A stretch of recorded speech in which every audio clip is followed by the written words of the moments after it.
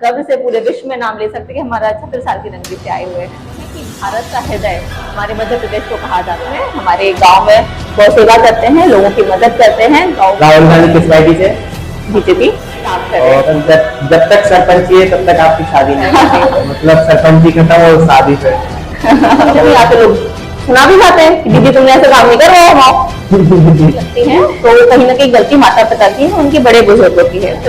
ये साक्षी सोनी जो है बहुत ही बोल्ड थी, वो उसके लिए लोग भी उतने मैटर नहीं करते। नेता नगरी वाली लाइन में आने मैं आज इस पोस्ट पे हूँ। एक नशे वाली लाइन पकड़ के बैठे, बोले इस लाइन में जाना है।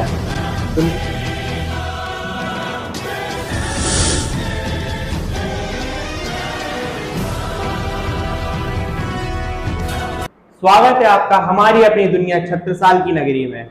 जैसा कि आप जानते हो, मैं छत्रसाल नगरी से हूँ। दीदी हमारी सरपंच साक्षी सोनी, ये भी छत्रसाल नगरी की ही वासी हैं। तो पॉडकास्ट को शुरू करने से पहले 2 लाइन महाराजा छत्रसाल के लिए। जय श्री राम सार्थक। और जैसे आपने महाराजा छत्रसाल का जिक्र किया, तो उनके लिए 2 लाइनें कि छत्ता तोरे राज में धक धक धरती होए, जित जित घोड़ा पग धरे उत उत हीरा होए। हम ऐसे महाराजा छत्रसाल की वीर भूमि से हैं, जहाँ पे आज भी पन्ना में महाराजा छत्रसाल के घोड़े की टापों से हीरे निकलते हैं और जो पूरे विश्व भर में विख्यात है। आप छत्रसाल की नगरी से हैं, हम भी छत्रसाल की नगरी से हैं। जब हम कहीं बाहर जाते हैं, मानिए जैसे कि बुंदेलखंड से, हम कहते हैं हम बुंदेलखंड से हैं, एमपी से हैं, महाराजा छत्रसाल के, तब आपको कैसा फील होता है? जैसे कि आप जानते हैं कि भारत का हृदय हमारे मध्य प्रदेश को कहा जाता है और मध्य प्रदेश का हृदय कहा जाता है बुंदेलखंड को। ये बुंदेलखंड हमारे महाराजा छत्रसाल की ही जो संघर्षपूर्ण जीवन रहा है, आज हम जिस आजादी में सांस ले रहे हैं, उन्हीं की संघर्षों का परिणाम है। और उन्होंने अपने जीवन में 5 साल की उम्र से ही उन्होंने शस्त्र चलाना सीखा। उन्होंने अपने जीवन में 52 लड़ाइयां लड़ी और जो उन्होंने शायद एक भी नहीं हारी है, शायद क्या कभी भी एक भी नहीं हारी है। तो उन्होंने उनके ही संघर्ष है कि आज हम यहाँ पे बहुत गर्व से जी रहे हैं और गर्व से पूरे विश्व में नाम ले सकते हैं कि हमारा 76 साल की नगरी से आए हुए हैं। आप महाराजा छत्रसाल की नगरी से, उन्हीं के गांव की सरपंच, तो आपको कैसा फील होता है? मुझे बहुत ही गर्व महसूस होता है और मैं यहाँ की सरपंच बाद में हूँ, यहाँ की बेटी पहले हूँ। मेरा जन्म यहीं का है, मेरे परिवार, मेरा पूरा खानदान यहीं रहा है और मुझे बहुत ही गर्व की अनुभूति होती है। आप ये सरपंची की लाइन में आने का आपने कैसे सोचा? मतलब एक लड़की होने के बावजूद भी आपने सोचा आपको सरपंची की लाइन में जाना है?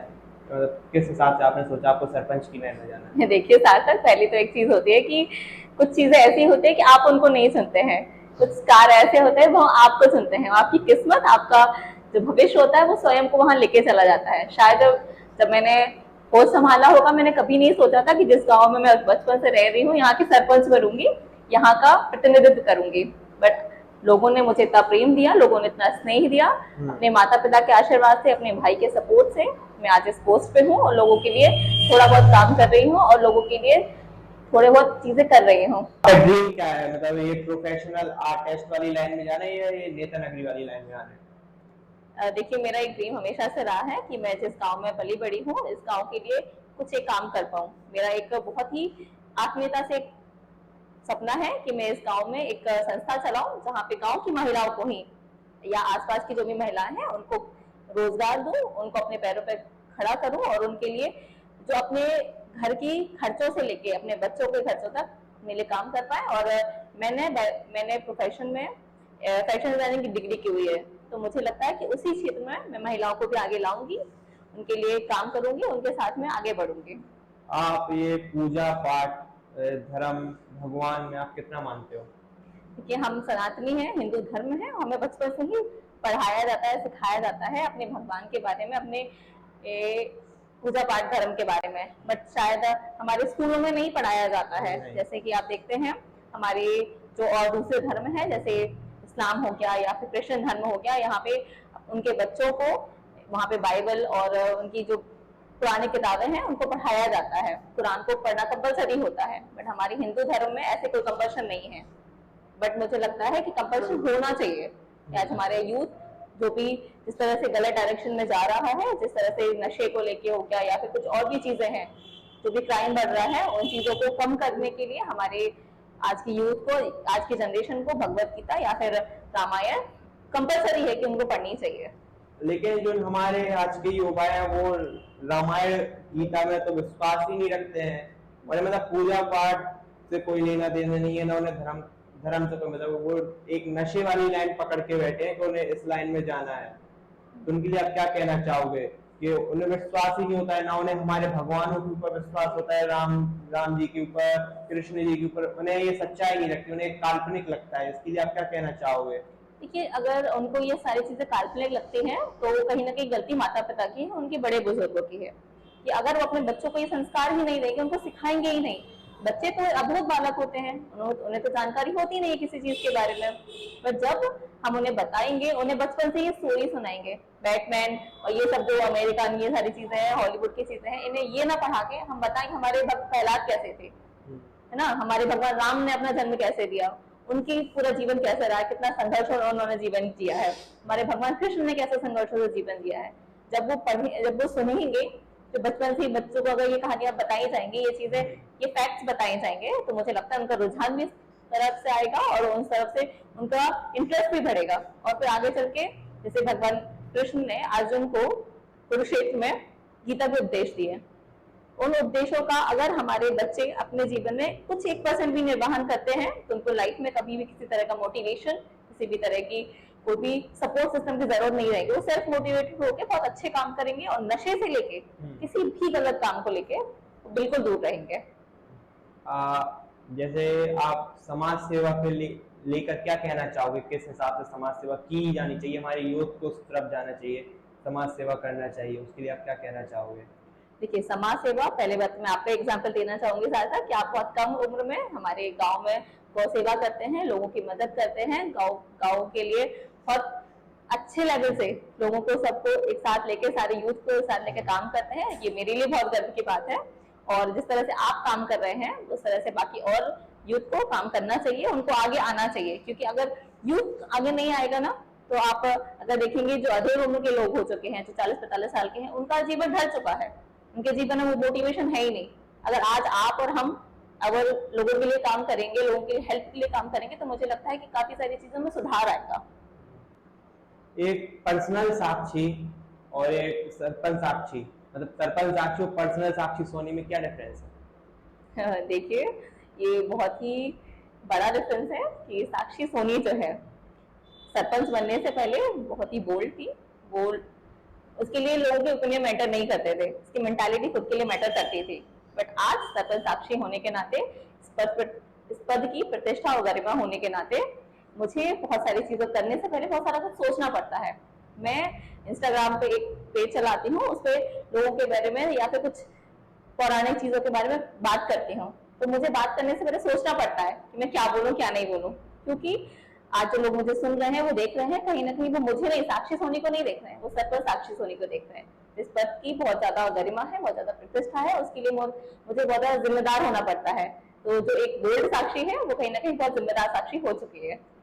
सरपंच होने के नाते आप गांव के लिए क्या करना चाहते हो? जैसे ऐसा कोई कार्य जो गांव में आपको करना चाहिए सरपंच होने के नाते? जैसे सरपंच होने के नाते या फिर सरपंच नहीं भी होने के नाते, मेरा और मेरे भाई हैं अप्पू राजा, उनका बहुत एक एम है कि हमारे जो यहाँ पे हमारे महाराज छत्रसाल की नगरी में दुबेला म्यूजियम है, संग्रहालय है, महाराज छत्रसाल की जो विरासत है उसको मध्य प्रदेश टूरिज्म में ऐड करवाना है, क्योंकि उसके लिए हमारे गांव में बहुत सारा टूरिज्म बढ़ेगा, हमारे गांव की पब्लिसिटी होगी। जिस तरह से विदेशों से लोग आते हैं, उनको यहाँ खजुराहो ले जाया जाता है, हमारे मऊसानिया नहीं लेके आ जाता। क्यों? क्योंकि उन्हें लगता है यहाँ कुछ है ही नहीं देखने के लिए। बट आप देखेंगे ये गांव बहुत खूबसूरत है, यहाँ 2 तालाब है, बहुत सारे पौराणिक मंदिर हैं, यहाँ पे बहुत सारे किले हैं ना, मस्तानी महल हो गया, दुबेला म्यूजियम हो गया, तो उनको ये देखना चाहिए, जिससे हमारे यहाँ पे टूरिज्म को भी बढ़ावा मिलेगा और आप हम जैसे लोगों को भी बहुत प्रोत्साहन मिलेगा। आप आज जिस पोजीशन में हो, इसका क्रेडिट आप किसको देना चाहोगे? मतलब जैसे कि आप किसकी वजह से आज इस पोजीशन पे हैं, इसका क्रेडिट आप किसको देना चाहोगे? इसका क्रेडिट तो सबसे पहले मैं अपने पिता को देना चाहूंगी और ईश्वर को देना चाहूंगी और मेरे भाई को देना चाहूंगी और मेरे गांव की जनता को, जिन्होंने मुझसे विश्वास किया। एक बहुत कम उम्र में, 24 साल की उम्र में मैंने सरपंच का पद संभाला था और एक छोटी लड़की होने के, बच्ची होने के नाते उन्होंने बहुत विश्वास दिखाया है। तो मैं सबसे ज्यादा अपना उनको ही देना चाहूंगी कि उनकी वजह से ही आज गांव की जनता की वजह से आज जो हूँ मैं उनकी वजह से ही हूँ। आप सरपंच है गांव के, आपको कैसा फील होता है? सरपंच होने के बाद आप क्या महसूस करते हैं? देखिए खुशी बिल्कुल होती है, प्रसन्नता बिल्कुल होती है, बट इसके साथ बहुत जिम्मेदारी भी बढ़ जाती है। हाँ। एक पद के ही आप जब आप एक पद पर बैठते हैं तो उसके साथ बहुत सारे बैक ड्रॉप्स भी आपके साथ आते हैं। हाँ। है ना, आप कितना भी कोशिश कर ले कि आप सब चीजें एंजॉय करेंगे, ऐसा नहीं होता है। बहुत सारी एडवांटेज के साथ डिसएडवांटेज भी होते हैं। कभी जैसे हम काम करते हैं, ठीक है, बट एक इंसान वो सबके लिए काम नहीं कर सकता। आपको कहीं ना कहीं आपकी लैक ऑफ प्रेजेंस हो जाती है, ठीक है, तो उसकी वजह से कहीं ना कहीं आके लोग सुना भी जाते हैं कि दीदी तुमने ऐसा काम नहीं कर रहे हो। बताइए, आप कर रहे हैं काम, 24 घंटे है, घर में खुद का ऑफिस खोल के रखा है, बट फिर भी लोगों को लगता है कि ये तो दीदी ने कमी कर दी, है ना। मतलब उनके अंदर उनके हिसाब से वो काम नहीं हुआ तो उन्हें लगेगा इधर तो सरपंच ने ये कर दिया। बिल्कुल, हम देखिए 24 घंटे हमारे घर के दरवाजे लोगों के लिए खुले हुए हैं और 24 घंटे लोग कभी भी आ सकते हैं। हमारी जो पंचायत है वो हमारे गांव से कुछ मीटर दूर पे है, इसलिए हमने घर में ही अपना ऑफिस खोल के रखा है जिसमें लोगों को वहां जाने के लिए परेशान नहीं होना पड़े। तो हम चाह रहे हैं कि काम करें, और अगर कुछ चीजें रह जाती हैं तो लोगों से भी गुजारिश है कि वो थोड़ा सा समझे कि हम भी इंसान हैं, ऐसा नहीं है, गलतियां सबसे होती है, तो उस चीज को समझना चाहिए आएगा इस लोगों को।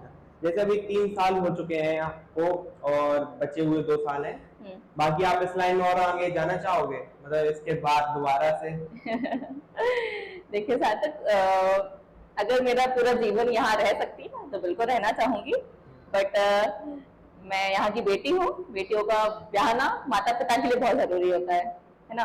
तो सरपंच के बाद मेरे माता पिता, मेरे भाई चाहेंगे कि मेरी शादी हो, और शायद उसके बाद मैं यहाँ नहीं रहूंगी, और उसके बाद अगर मैं यहाँ से चली जाऊंगी तो फिर मैं यहाँ की जिम्मेदारी अच्छे से नहीं निभा पाऊंगी। तो मैं चाहूंगी कि मेरे बाद यहाँ पे कोई और प्रतिष्ठित लोग यहाँ की सरपंची संभालें और लोगों के लिए काम करें। जब तक सरपंची है तब तक आपकी शादी नहीं? ऐसा कुछ है नहीं, सरपंची से शादी का कोई लेना देना नहीं है, अभी बस जिम्मेदारियां हैं, उसको एंजॉय कर रही हूँ। मतलब सरपंची खत्म और शादी पे? सीधे शादी वो किस्मत पे होता है, ऐसा कुछ नहीं है, वो चीजें किस्मत पे डिपेंड करती है कि कहाँ आपको किस्मत लेके जाएगी। अभी हम आपसे कुछ रैपिड फायर होता है, रैपिड फायर क्वेश्चन पूछेंगे, क्वेश्चन उसको आपको 2 से 3 सेकंड के अंदर आपको उसका आंसर देना है जो आपके दिमाग में आएगा तुरंत। मतलब 1 वर्ड आंसर रहेगा या फिर चूज करने के रहेगा, आपको 2 से 3 सेकंड के अंदर नॉलेज बेस्ड क्वेश्चन रहेगा, उसका आंसर आपको देना है। जी बिल्कुल। एमपी की कैपिटल? भोपाल। महाराष्ट्र विधायक? कामाख्या प्रताप सिंह। राहुल गांधी किस पार्टी से? कांग्रेस। बीजेपी या कांग्रेस? बीजेपी। और पूजा पाठ या डिस्को बार? पूजा पाठ, सनातन धर्म। और फैमिली या सरपंची? फैमिली भी सरपंची। Arrange marriage, love marriage? Arrange marriage. India का प्रेसिडेंट कौन है? प्रेसिडेंट? प्राइम मिनिस्टर तो सबको पता रहता है। द्रौपदी मुर्मू जी। जैसा कि आपको पता है मेरा पहला पॉडकास्ट है और शायद आपका भी पहला ही पॉडकास्ट है, तो आप क्या कहना चाहोगे हमारी जनता से? उनको कैसा लगेगा ये पॉडकास्ट, या जो हम लोग ट्राई किए, वेल ट्राई, तो कैसा रहेगा? देखिए, मैं उन लोगों से अनुरोध करना चाहूंगी जो हमें सुन रहे हैं, हमारे भाई सार्थक हैं, बहुत कम उम्र में लोगों के लिए काम कर रहे हैं और बहुत कम उम्र में सनातन धर्म को लेके बात कर रहे हैं, तो आप प्लीज इन्हें सपोर्ट कीजिए। इनका यूट्यूब चैनल है 14 साल की नगरी, इन्हें फॉलो कीजिए और इनके सब्सक्राइब कीजिए और इन्हें साथ में इंस्टाग्राम पे भी फॉलो कीजिए, और ये जो काम कर रहे हैं इनके लिए इन्हें प्रोत्साहन दीजिए। धन्यवाद। तो आपको कुछ नहीं करना है, बस इस पॉडकास्ट को शेयर करना है, लाइक करना है, कमेंट करना है। Thank you. Her her Mahadev. Her her.